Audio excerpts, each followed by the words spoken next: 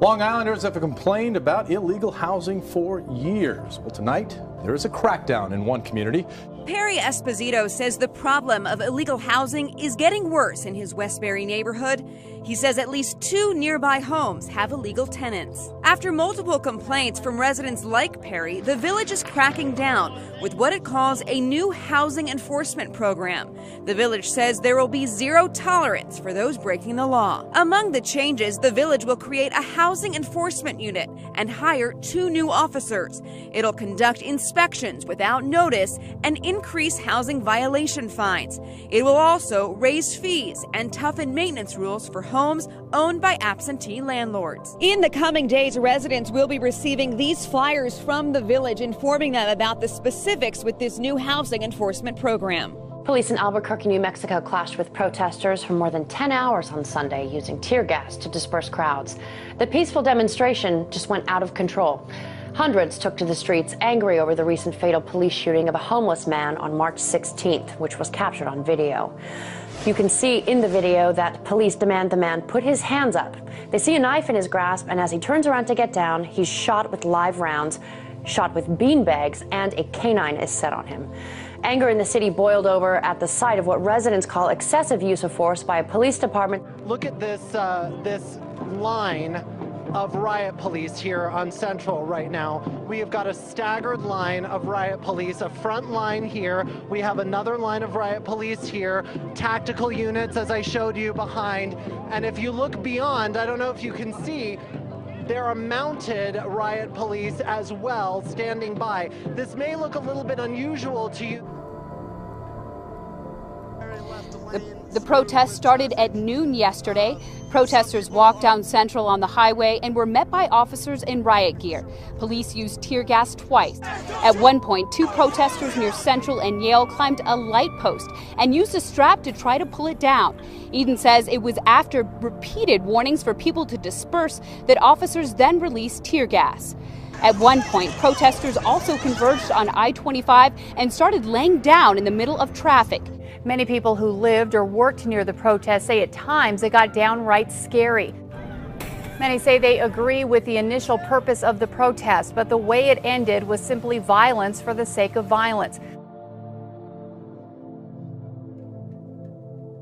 A North Jersey teen says he was just twirling a pencil. His school says he was pointing it like a gun, so they suspended him.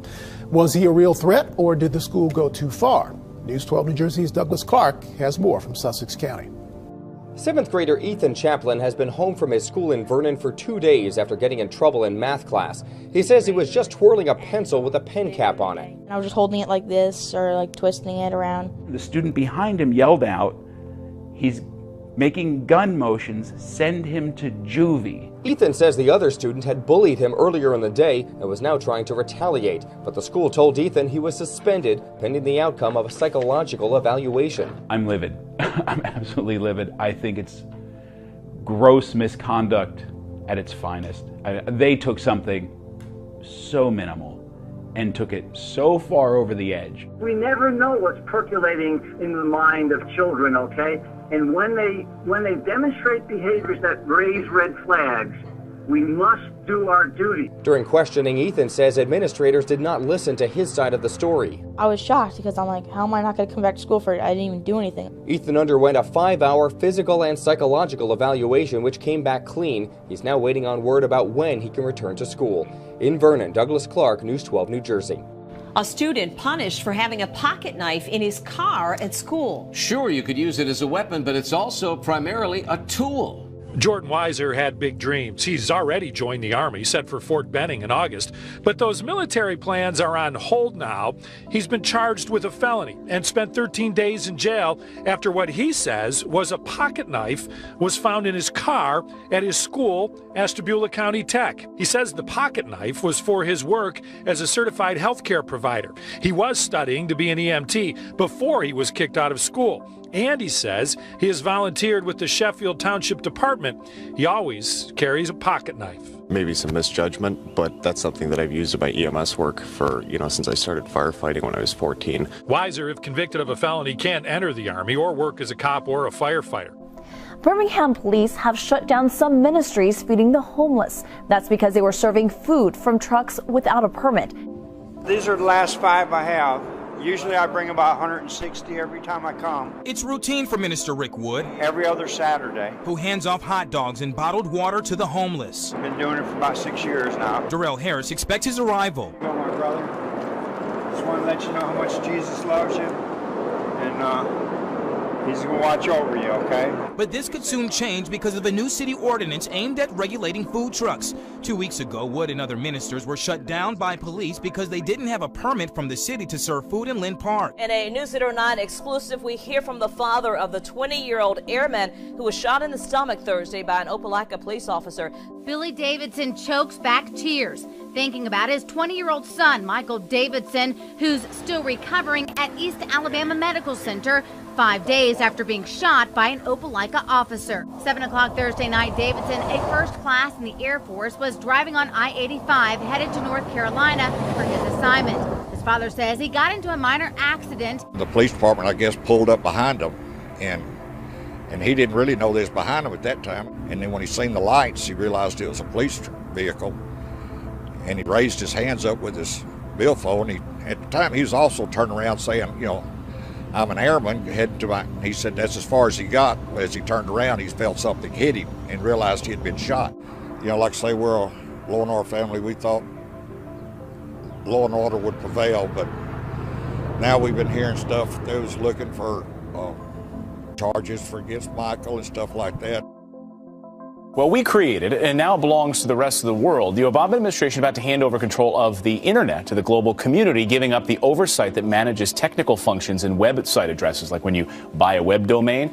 So to clear this up for some of our viewers, I mean, what is this going to look like for Americans on the internet 5 years from now, 10 years from now? Because this is going to happen, what, in 2015 when the contract's up, right? Yeah, I mean, I worry about censorship to go off of what Anna's asking here, this idea that the government right now could be limiting or further limiting what we surf and what we have access to. A confrontation between teenagers and police on video leads to an arrest and now questions about a person's First Amendment rights. Teens were recording their ordeal on one of these. It's a GoPro camera.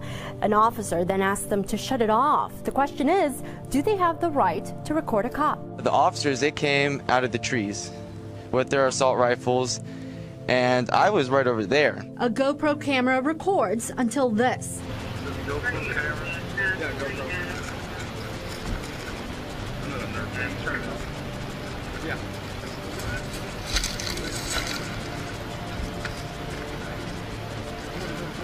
I know of nothing in the law that says I can't record a conversation or an encounter with a police officer. Period. Things got way out of hand in Tucson tonight after the University of Arizona lost in overtime to Wisconsin in the NCAA tournament. Unruly fans poured out of bars and started crowding the streets. Some of them started throwing things at police in riot gear, who responded by firing pepper spray and grenades into the crowd. One guy even stands right in front of officers as they pelt him over and over again with pellets. Police arrested that man and at least 9 others, while students in the crowd shouted, "Police brutality." It was a violent night at a popular spring break event called Deltopia.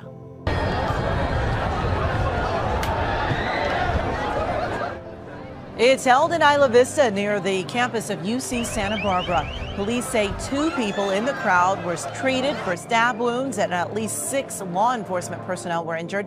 The gathering drew huge crowds that got out of control. Hundreds of police officers were brought in to contain the violence. Some pictures are showing up on Twitter.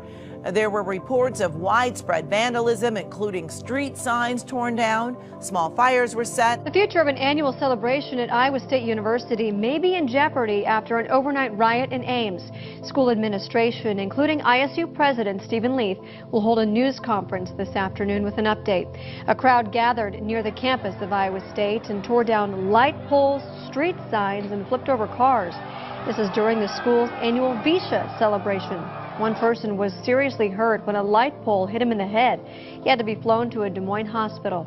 Some students are upset with this violence.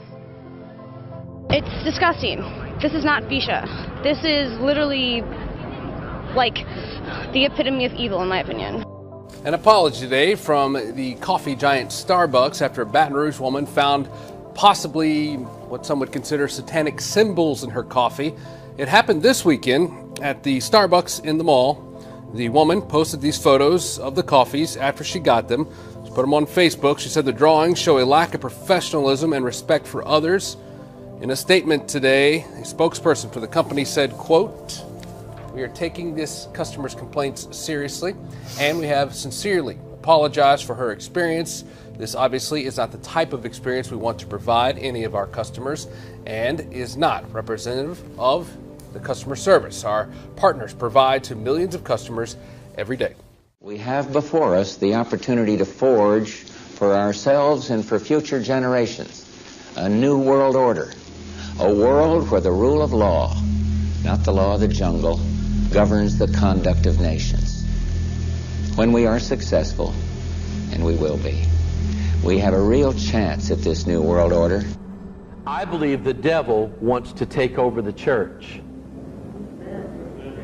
I believe the devil wants to take over this church, one person at a time. Talk about the New World Order defined, as you have, as being Luciferian. Yes. How do you know that? My investigations led me to look at the back of the American dollar, and I found these strange seals on the dollar here. They're Illuminati seals, which was a secret society set up in 1776 by a man called Adam Weishaupt. And on the back of the dollar here, you see the seal on the left-hand side, and there's an eye in the triangle. It's the eye of Horus in Egyptian mythology, now called the eye of Lucifer or Satan. And thus we see we're dealing with a Luciferian plan. People need to recognize the God of Freemasonry will lead the world into this peculiar and particular purpose for which America was set up, which is to lead the whole world system into a one world government, a one world religion, a one world law system, and a one world money system that the Bible calls the mark of the beast. I pray that you will stay, however, my friends, with this great book, the Word of God. This truly is what we need to turn to. The time is short. A great falling away from the truth. It's happening. It's right here now.